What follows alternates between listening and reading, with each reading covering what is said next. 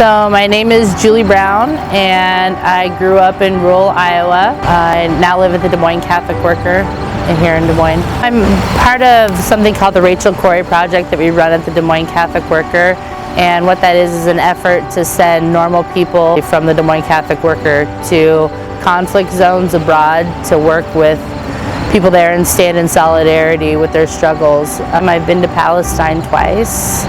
The first time I went to Palestine was for a month, and that was a couple years ago, and then a year ago I went to Palestine for 2 months and stayed there. More recently, I've been getting involved with an organization called Christian Peacemaker Teams. Their goal is to put people from everyday walks of life. It's a faith-based organization, and they put people from everyday walks of life in areas abroad to stand in solidarity with people that are struggling. I know that I am born in a very privileged situation here in America. Standing in solidarity in Palestine with the Palestinians, just something as simple as being in a crowd of Palestinians sometimes can have an impact if you're an American, because there may be a directive to the soldiers not to use live ammunition in a situation where there's international. So there's certain situations where it is important and you are able to use your privilege as an American to help other people, and so they can uplift their own voices and struggle for justice. Palestine is occupied by the country of Israel.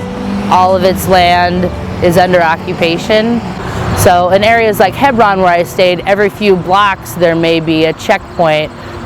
So Palestinian areas where Palestinians are living, and every few blocks there's a military checkpoint, and in those checkpoints are Israeli soldiers. It's hard to really explain the level of occupation and the way the soldiers are embedded unless you actually see it. I couldn't really understand it myself at first, yeah. But somehow this unearned privilege as being an American is we have access to media, and we have access to a voice that the world is going to more likely listen to. It's a sad situation, so with that comes a responsibility. I personally feel a responsibility for people that I've met in Palestine who have asked me to share their story with the rest of the world. To every single time that I can find somebody that's going to listen to anything that I have to say about Palestine, I'm going to get in as many words as possible about these people that I met and what they want to convey to the rest of the world.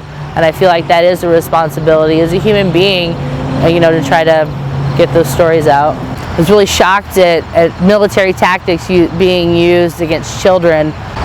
The first time that I saw a small child on the side of the street after one of the demonstrations, I think this kid must have been like 3 at the most, pick up a spent tear gas grenade and throw it at their friend, and the friend picked it up, this other little kid, and threw it back, and it was the way that they played because there's so much ammunition just laying everywhere in the streets. And it just got me to thinking as a mother, like what it would be like to have a small child be okay with playing with ammunition, and how these people are going to grow up. And it was extremely heartbreaking. The things that shocked me were a lot smaller the second time.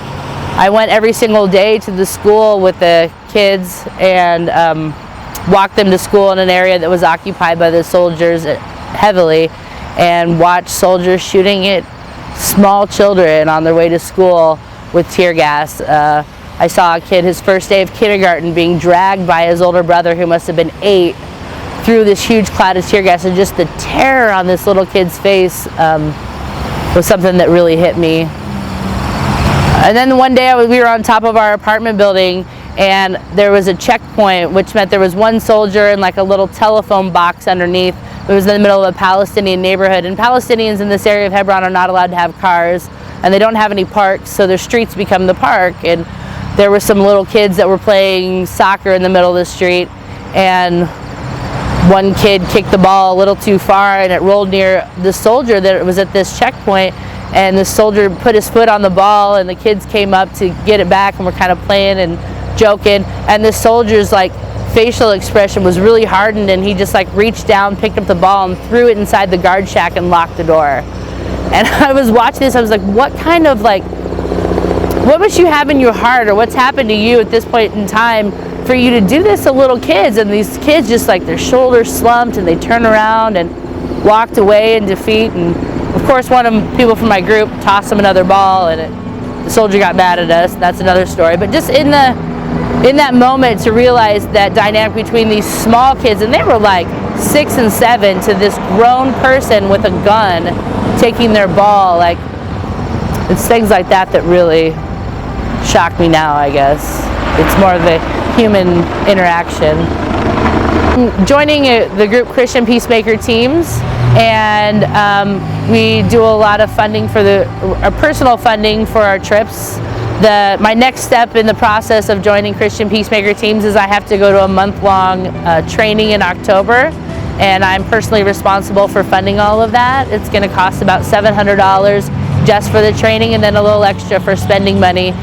And so I have to fundraise that on my own. And being a Catholic worker, we don't get paid at the Catholic Worker, so a lot of that's funded through donations. People that are interested in the Palestinian struggle, people that are interested in peacekeeping usually donate to the Rachel Corrie Project here in Des Moines at the Catholic Worker, and then that's how my trip will be funded. If people would like to support my effort, the best way is just to write a check to the Rachel Corrie Project, 1301 8th Street in Des Moines. I found I had so much in common with the people of Palestine. They're just like my neighbors, or be just like my friends, and they all have kids, and they all love their families, and want to live in peace. And they would talk about the Quran and how it teaches peace. The reception of an American in Palestine, it couldn't have been more welcoming.